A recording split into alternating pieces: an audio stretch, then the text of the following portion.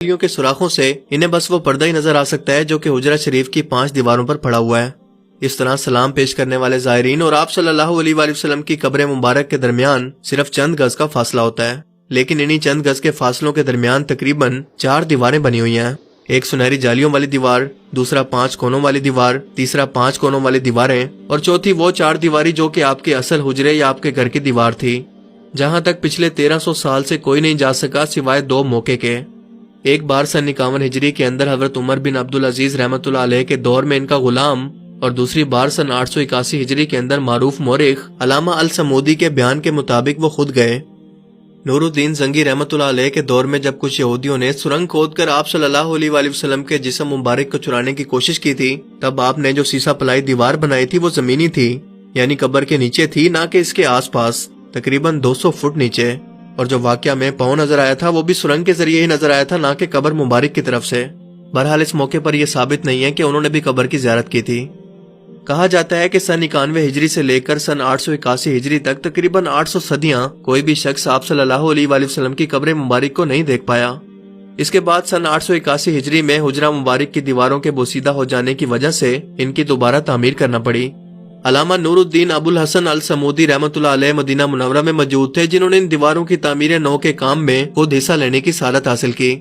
وہ لکھتے ہیں کہ 14 شعبان سن 881 ہجری کو یہ 5 دیواریں مکمل طور پر گرا دی گئیں، جس کے بعد دیکھا گیا کہ اندرونی 4 دیواروں کے اندر بھی دراڑیں پڑ چکی ہیں، تو ان کو بھی گرا دیا گیا۔ وہ کہتے ہیں کہ میری آنکھوں کے سامنے اب وہ مقدس حجرہ تھا، مجھے اندر داخلے کی اجازت ملی، میں نے ایسی خوشبو محسوس کی جو کہ میں نے زندگی میں اس سے پہلے کبھی محسوس نہیں کی۔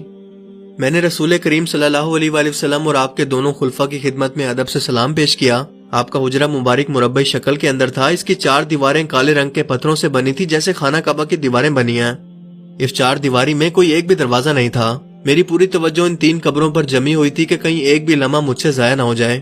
تینوں قبریں سطح زمین کے تقریباً برابر تھی، صرف ایک جگہ ذرا سا ابھار تھا، شاید یہ حضرت عمر رضی اللہ تعالیٰ عنہ کی قبر تھی۔ قبروں پر عام سی مٹی پڑی ہوئی تھی۔ اس بات کو آج 5 صدیاں گزر چکی ہیں، جس کے دوران کوئی ایک بھی انسان ان دیواروں کے اندر داخل نہیں ہوا۔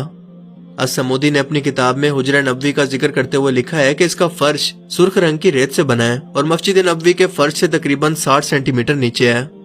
حجرے کی موجودہ چھت کو ختم کر کے اس کی جگہ لکڑی کی ایک چھت کو نصب کیا گیا جو کہ جالیوں کی طرح لگتی ہے۔ اس لکڑی کے اوپر ایک چھوٹا سا گنبد تعمیر کیا گیا جس کی اونچائی 8 میٹر ہے، اور یہ آج بھی گنبد خضرا کے بالکل نیچے موجود ہے۔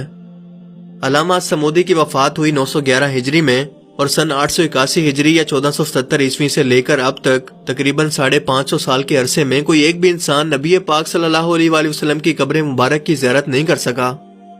اب یہ سب کچھ سن کر ایک عام مسلمان کے دماغ میں یہ سوال پیدا ہو سکتا ہے کہ ایسا بھلا کیوں ہے؟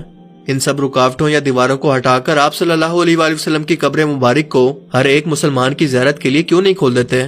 تو اس کا جواب یہ ہے کہ یہ آپ صلی اللہ علیہ وآلہ وسلم کی خود کی خواہش تھی کہ آپ نے اللہ تعالیٰ سے دعا فرمائی تھی کہ اے اللہ میری قبر کو لوگوں کے لیے سجدہ گاہ مت بننے دینا۔ یہ چیز آپ نے خود اللہ تعالیٰ سے مانگی تھی جو کہ آپ کو عطا کی گئی۔ لیکن آپ بھی سوچتے ہوں گے کہ ایسا بھلا کس لیے؟ اس لیے تاکہ یہود و نصارہ کی طرح نبی پاک صلی اللہ علیہ وآلہ وسلم کی قبر کو بھی مسلمان پوجنے کی جگہ یا سجدہ کرنے یا عبادت کرنے کی جگہ نہ بنا لیں۔ آج ذرا اپنے آس پاس نظر دوڑائیں کہ کیا کسی مشہور بابا جی یا کسی اولیاء اللہ کے مزار پر یا خانقاہ پر کیا کچھ نہیں ہو رہا؟ کیا ان کی قبروں پر مزار بنا کر گمراہ مسلمانوں نے اسے سجدہ کرنے اور مانگنے کی جگہ نہیں بنا لیا؟ تو سوچیں کہ آپ صلی اللہ علیہ وآلہ وسلم جن کا رتبہ دنیا کے تمام انسانوں اور نبیوں سے افضل ہے، آپ کی قبر کو اگر عام مسلمانوں کے لیے کھول دیا جاتا تو کیا یہ سجدہ گاہ یا گمراہ لوگوں کے لیے عبادت کی جگہ نہ بن چکی ہوتی؟ اسی لیے آپ صلی اللہ علیہ وآلہ وسلم یہ بات پہلے سے جانتے تھے، جس کی حکمت ہمیں آج سمجھ میں آتی ہے۔